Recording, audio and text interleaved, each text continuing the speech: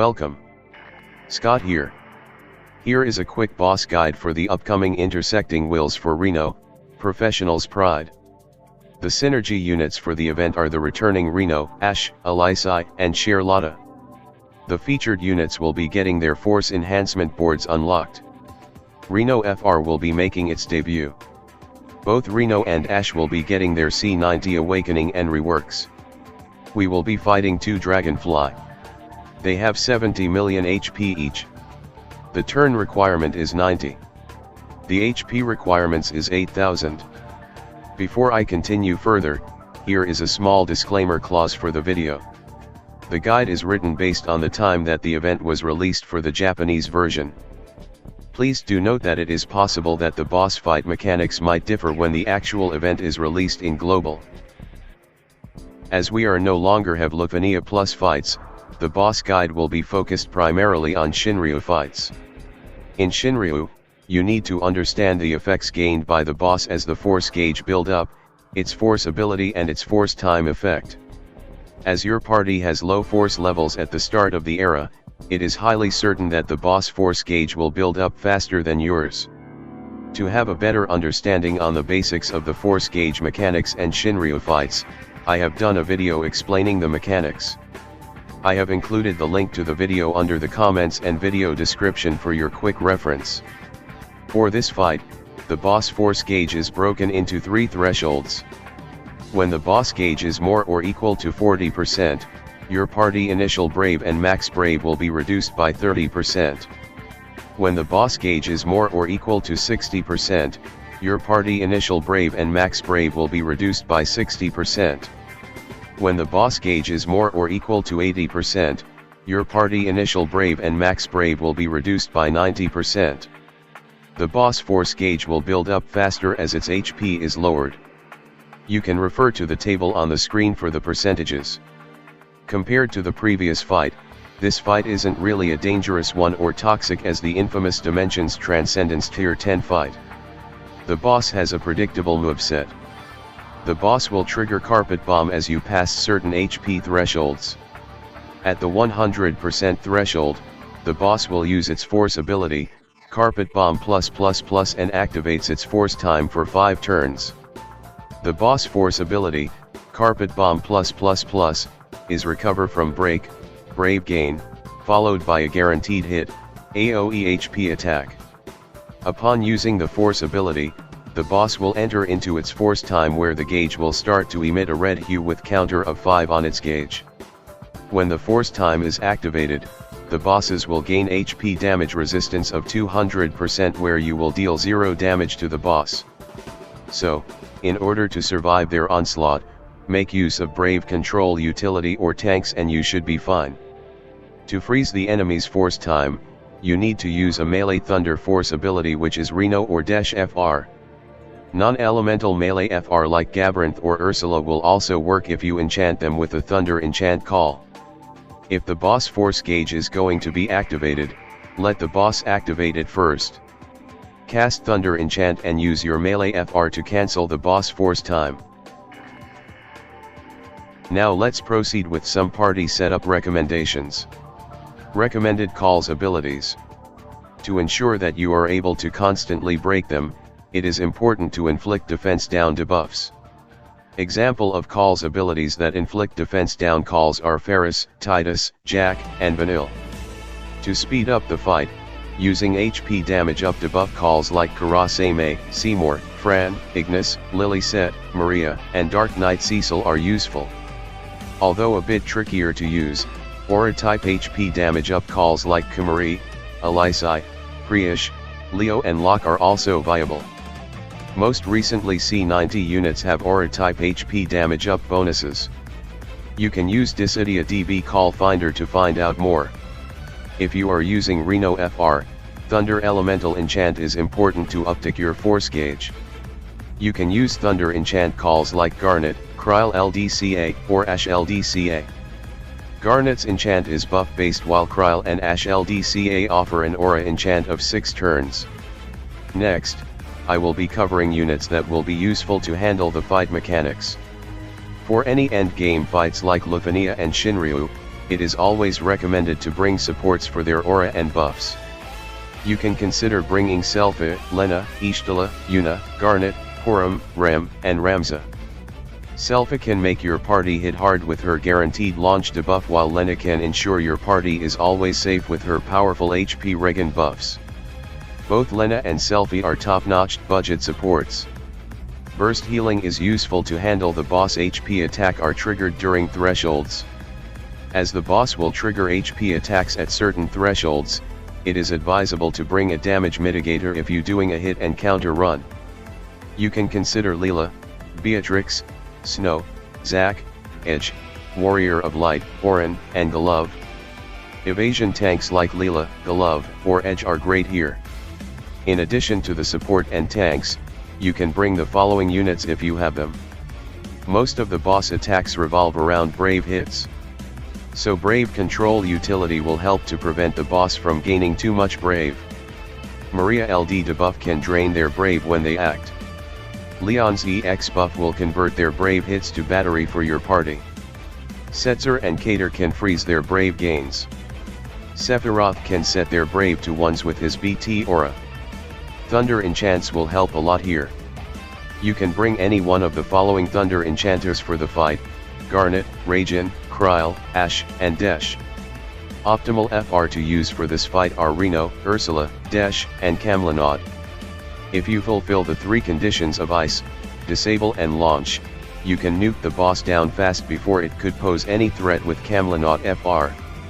Reno FR will benefit greatly, and you can make the boss kill themselves with his FR as long as you upkeep your damage mitigation auras. Ursula offers one of the strongest auxiliary FR, and you can easily gain to 999% with supercharging. Pair the supercharger with cane firing lancets in the background and the chopper will go down in no time. Desch FR also work well here as a countermeasure. However, you will need to pair him with turn disabler like Camlanod, Kryl, Fang to make his FR better.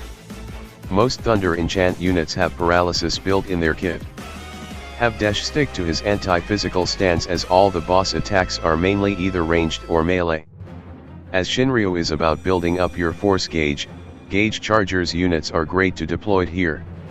Characteristics of Force Charger are the unit have substantial amount of instant turn non-attacking abilities. At max force enhancement level 30, one such instant turn ability can supercharge the force gauge by a whopping 50%. You can easily amplify your force time damage by abusing the supercharging mechanics. Examples of such force gauge chargers units are Pernello, Kryl, Sherlotta, Braska, and Ignis. For other recommendations, you can consider the following. For tanks, you can bring Warrior of Light and Orin. Brave damage mitigator like Afma is very useful here, and she can also offer great turn manipulation utility. X-Death can sap their brave gains and lower their attack considerably with his debuffs. You can bring the standard damage nuker units like Machina, Titus, and Terra and nuke the boss with the FR-powered burst phase before they could activate their force time. Chaos debuffs is very good in control their brave gains with the break triggers from his Doom or BT auras. As the boss has lot of threshold attacks, it is highly advisable to have your party with great burst healing and strong HP regens like using Lena or Rude. The event synergy units are pretty viable options for the fight if you have them build up. Ashe is a good thunder and holy elemental enchanter, and her powerful Queen's Order can help you to expand your damage output to even higher limits. Alisaie is great for her free turns and damage output.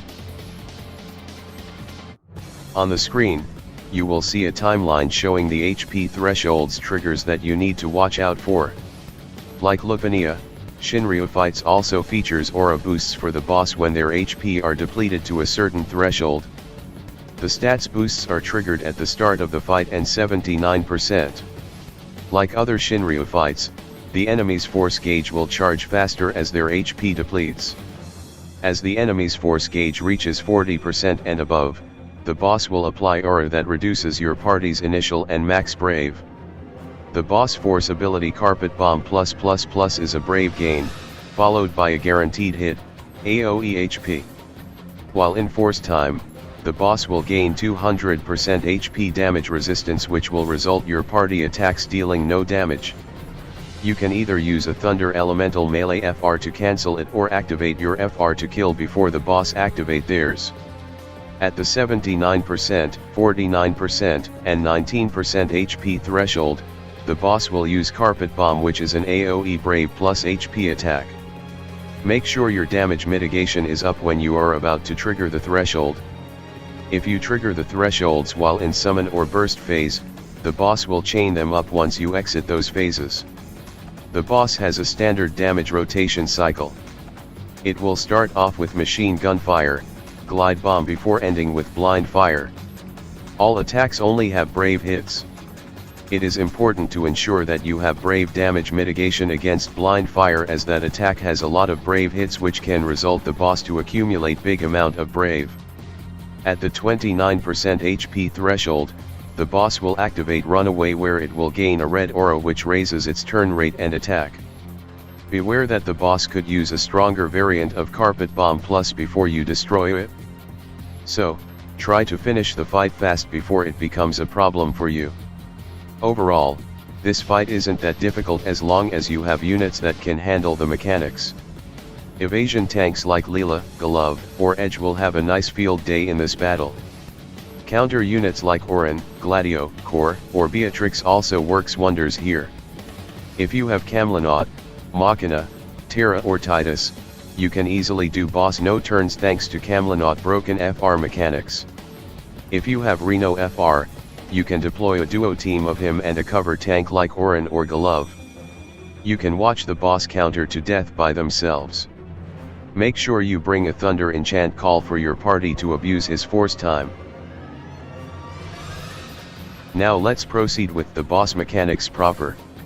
Similar to any Lufania fights, for Shinryu fights, the boss will also gain stats boosts and brave gain reduction auras when you deplete the boss's HP to a certain threshold. However, Shinryu bosses will also gain HP damage reduction auras as well. The threshold's trigger for this fight is at the start of the fight and 79% HP threshold. At the start of the fight, it will boost its defense stats by 200%. It will raise its brave damage and brave gain reduction auras to 80%. It will also reduce your HP damage dealt by 50%. At 79% HP threshold, it will further boost its defense stats to 300% and the HP damage dealt reduction auras to 80%. To handle the defense stats boost, you can inflict defense down calls. To handle the brave gain reductions, you can bring a brave gain up support like Agrias, Ram, or Quistis. With the recent units released, you shouldn't have any problem in handling the brave gain or damage reduction auras.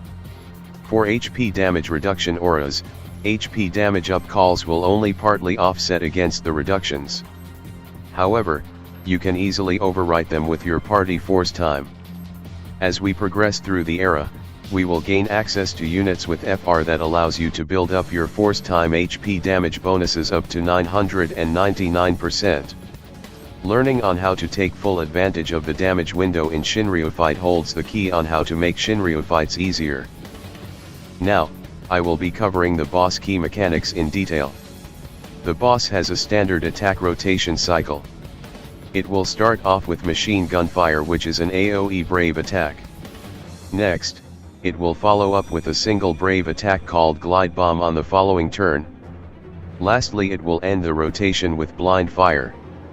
Blind Fire brave hits have huge brave damage potencies.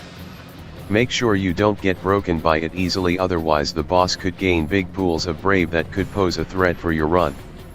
At the 29% HP threshold, the boss will gain a red aura where it will increase its turn rate by 20% and boost their attack by 50%. Other than the missile HP attack where the boss will use it when its current brave is high, its main arsenal of HP attacks are Carpet Bomb. There are 3 variants for the fight. For the first variant, Carpet Bomb is an AoE brave plus HP attack that triggers at the following HP threshold: 79%, 49%, and lastly 19%. Make sure your damage mitigation is ready when you are about to trigger the thresholds. The threshold's triggers are independent to the HP of each Dragonfly. So do be prepared that you can face back-to-back Carpet Bomb if you trigger the threshold for both bosses at the same time. The second variant, Carpet Bomb Plus, is an AoE Brave plus HP attack that deals full HP damage. This is only triggered when the boss is emitting the red aura. It is seen to be triggered when the boss current HP is somewhere between the range from 5% to 1%. There is a possibility that the boss could trigger it earlier. So, it is your best interest to kill off the boss with minimum turns given. Do keep in mind that the HP requirements for this fight is only 8,000. The last variant is Carpet Bomb Plus Plus Plus, which is the Force ability. General advice from Reno: just remember to take cover when the bombs come. That is how you dodge his chopper attacks if you play Final Fantasy VII Remake. I have come to the last slide of the guide. By now, you should have a FR. Generally, you just charge up your force gauge. Have the FR unit activate their force time with their force ability. Prepare for a big damage phase either through a unit burst phase or supercharge the gauge with Kane's follow-up. To build up the bonuses efficiently, you need bring a force gauge charger. Examples are Pernello, Kryle, Ignis, Sherlotta or Braska. At force level 30, these units can boost the force charge with 50% with their instant turn, non-attacking ability on top of the force time conditions. If you bring Kane or using Kane BT friend as support, have him activate his BT aura and let him stay in the air firing the lancets while your force gauge charger is spamming his or her instant turns. If you have Camlanaut fully built with FR and BT, you can abuse his powerful FR mechanics by fulfilling 3 of the following conditions. 1. Constant launches. Selfie LD debuff, Kai's hero support or Sid Rain's LDCA on your burst unit. 2. Ice enchant. You can use Kurasame LDCA for party ice enchant or bring an ice enchanter like Celis, Onion Knight, or Kurasame himself. Snow also offers party-wide ice enchant with his BT aura. 3. Make sure you inflict a turn disable debuff on the boss. Camlanaut BT is the easiest to set up. You can go through a setup process for this as well. When all conditions are met, the party can meet 80% HP damage bonus with a full party launch. Now let's recap on the boss key mechanics. The boss has a standard attack rotation cycle, machine gun fire, glide bomb and blind fire. Prepare your Brave damage mitigation or bring Brave control utility to minimize the Brave that the boss could gain from those Brave hits. The boss will trigger Carpet Bomb at the 79%, 49%, and 19%. Ensure your party have damage mitigation ready or use a damage mitigation ability like Warrior of Light's Shield, Raging Thunder Prod or Reno's Pyramid debuff. Counter, traps and off-turn damage units will work well for this fight. Since the boss can gain lots of Brave from its Brave hits, Brave control will work wonders here to ensure the boss don't gain unnecessary big pools of Brave. You will do 0 damage during the boss force time. If you have a melee FR, you can bring Thunder enchanters like Garnet, Ragin, Kryle, Ashe, or Desch so you can cancel the boss' own force time. This fight is easy if you have optimum units for the fight. It is probably the second most easy Shinryu amongst the 7 Shinryu released for this month. It is worth noting that the event is besieged with a bug on its initial release. When the boss is in runaway mode, a melee counter will prevent the boss force time to downtick. So hopefully we don't get that bug when the event is released in global. Now I will make a quick overview on the FR of the featured unit, Reno. This is one of the best early FR that benefits counter setup. You can easily gain 999% by giving boss turns to act. However, this FR will only work bosses whose moveset are mainly melee or ranged. So, remember to do your research before you choose to use this FR. For the first condition, you will always meet the condition for Reno as Reno have self-Thunder Enchant. You can bring a Thunder Enchanter or use a Thunder Enchant call so that your other party members can fulfill the condition. For the remaining force time condition, you need to give a turn and let it deal melee or ranged attack. If the boss takes a turn, you will uptick on force time by 20%. If the bosses use a melee or ranged attack, it will uptick the force time by 30%. So, if the enemy act and use a melee attack, you will get 50% force time. Since allow the enemy to act always have a risk, bring a tank will help to ensure your party are safe. Counter tanks like Glove, Orin, and Gladio or trap counter units like Machina, Virion, Trey or Maria works well with Reno. To ensure the boss have more turns, removing speed or high turn rate passives will help a lot for this fight.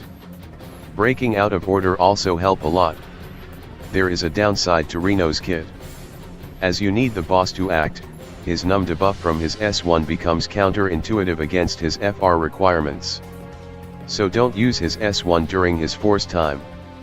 In fact, most JP players don't use his S1 unless they run of skills. With this, I have come to the end of my boss guide presentation. Hopefully you find it useful. If you like the video, please give a like. Please subscribe to my channel for future gaming content. Good luck for the fight tomorrow. Bye.